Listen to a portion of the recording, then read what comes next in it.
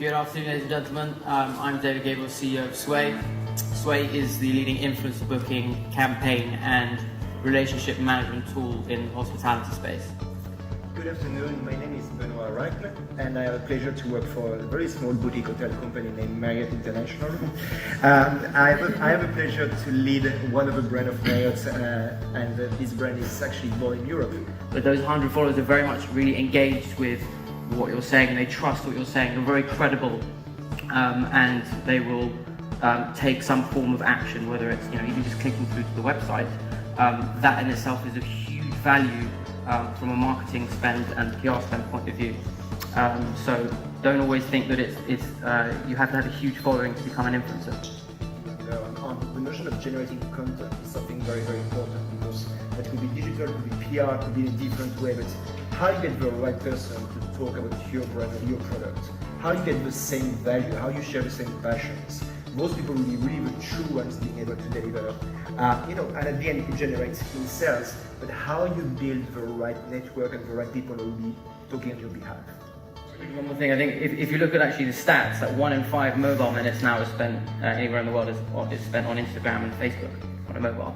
So just touching on the UGC point, that's why anybody can actually become an influencer or have real influence, especially if you are aligned with the brand and you are producing consistently high quality content, which is aligned with a specific niche or within a specific brand ethos, then it's very easy to gain a lot of value from it. I think one thing I'd add though is that being as a boutique hotelier, you are time poor and you're data poor when it comes to actually working out whether the person, the influencer, in inverted quotations, who's approached your hotel is actually of any value. We see this with dozens of people that we work with around the world, whether they're smaller or the larger ones, and they all have the same issue. They will receive an email in the inbox saying, "Hello, I'm Bob, and I'd like to come for a couple of nights stay, and this is kind of my this is who I am. These are my social channels." But as a hotelier, what do you do with that? Do you funnel it off to marketing? Maybe you don't have a marketing because your boutique hotel is even smaller.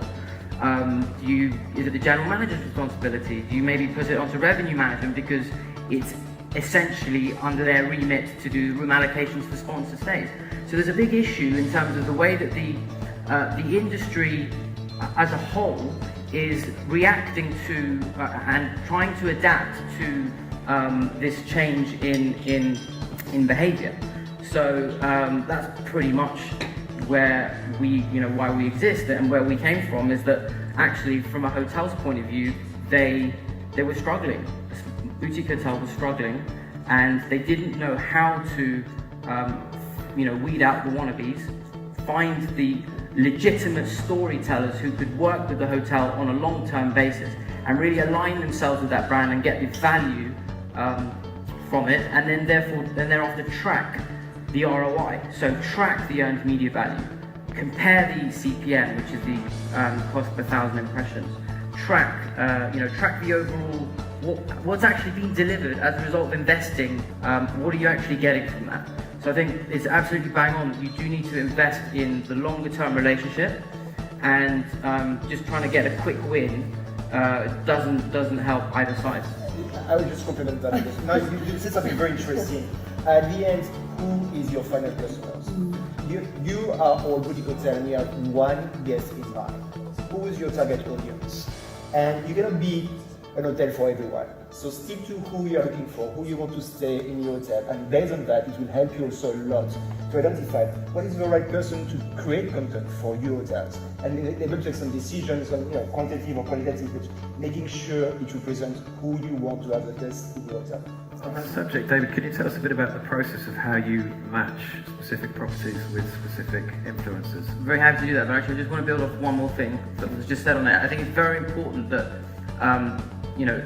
you mentioned the idea of trying to find the influencer, perhaps in 40-60 age range, that has the right following that's relevant for a boutique hotel that has a €700 per night price ticket. However, there's the problem. You have these people who are contacting you daily, and we have clients that honestly, some of them have it's ranging between 20 and 50 collaboration requests a day, and they have no idea, or they had no idea, as to who the followers are of these particular influencers, and the age ranges, which geographies they're actually having impact on, how often they stay at hotels, are they professional, what kind of messaging are they portraying about the hotels that they're talking about, and perhaps also, have they stayed with a competitor last week? Maybe you don't want to be, pretty much lined up back to back with all your competitors, just so they can have a nice jolly. So data is where boutique hotels fall short, because they don't have the resource or the time to go out and find all this, and the influencers themselves might not even know it themselves. So that's pretty much, we are a tech company. That's basically much what is one of the things that we do. But I think ultimately, it really is trying to align it with the brand, finding the right people that, if you know that they're in the 40 to 60 range, and you know that they're targeting your prime markets of the US and Germany and whichever markets, and you're able to build a long-term relationship whereby they can generate interesting, engaging, and fairly authentic content, there's your winning strategy. And I think on the subject of data and verification, how easy or how difficult is it to check the veracity of people's followers? I mean, if somebody's got 1 million followers and half of them are bots, then that's not much use. So are there tools out there to find Well, this out? I think there's two different things. So a top tip, you can do this manually. You don't need to use ASK, you don't need to use any form of anything too technical. Just have a look at their engagement rates. Now, the first thing, even though our algorithm, we check all this and we weed out all the, all the fakies as much as we can based on levels of probability.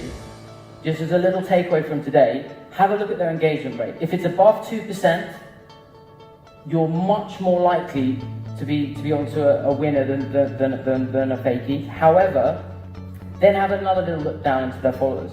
It will take you 5 seconds to go onto their Instagram page, onto their social media channels, and actually look at the types of people that are following them. Honestly, it will take you 10 seconds, and it might save you in terms of wasted time, wasted effort, wasted room nights, wasted everything else. It could save you a fortune. So that would be my top tip. I mean, we do it all through our technology. So we pre-vet everybody, and we've got thousands and thousands of influencers that are on our system, and they don't even get onto our system if they fail any of the tests. And we look at reach, their relevance, their resonance, their leisure expertise, of which we've got our own Swayy score, which is a score of leisure expertise, and their credibility levels. Would you take a recommendation, or would you trust a recommendation from one of these so-called influencers?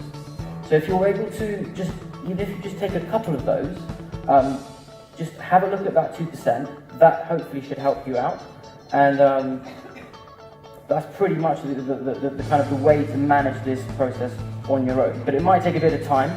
You've got to invest the time in doing it, and that's where the hassle and frustration can come if you do decide to try and do it manually. Thank you, Josh. And we are all hoteliers, and we know how heavy is the operation, and we know we're here to make the guests happy, which is something very, very important. Depending on the size of the team, it might not be only one person being in charge. Look at every opportunities. It could be a front office, it could be a bartender, it could be a tour, it could be a social media agency, it could be a PR agency. And we need also to understand it's an art. And when I was at the hotel school a couple of years ago, we never learned how to do that. And even as a Marriott and AC brands, when we have a new hotel opening, we are providing very clear guidelines on how to handle social media. When to post, how to post, the type of feature you want to have, the type of word. What is our tone of voice on social media? And this part of the work is something that when you open a hotel, manage a hotel, you have to ask yourself the questions. How do you want to be perceived on social media? How do you want to be represented? And it's time consuming. You don't have to do it on detriment of the operation, but you need to make sure you have a team around you able to support you on that.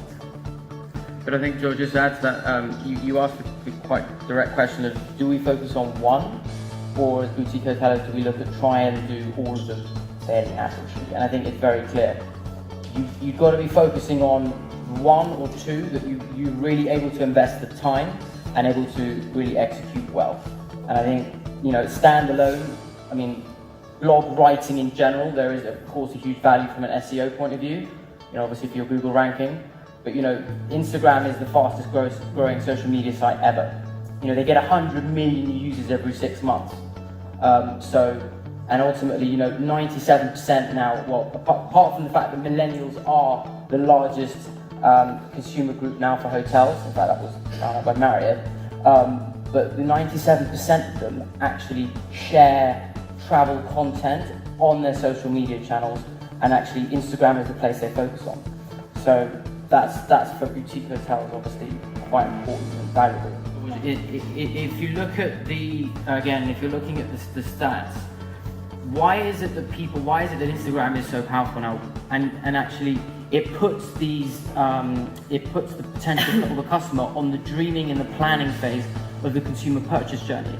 So before they even realize that they want to go and stay in your lovely boutique hotel, they're seeing this wow imagery, and actually Morgan Stanley have found that doubles the likelihood of there being a booking made as a direct consequence of there being a wow first impression. Which channels would you say are the most effective for you at AC?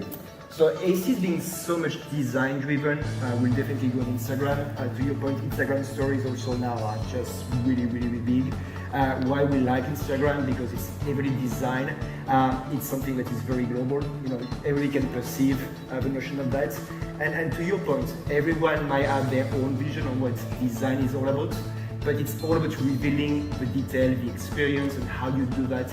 So we'll go there. Facebook being Instagram, and to your point, Twitter is now a way of communication where it's not really more about content and branding, it's about conversation with the customers. Yeah, absolutely. I mean, as I said before, we've got literally thousands of customers across all the major geographies. We work with 4 boutique hotels in London, across different regions like the Atlas Mountains, Seattle, and actually they go all the way down to maybe small 15-bedroom hotels.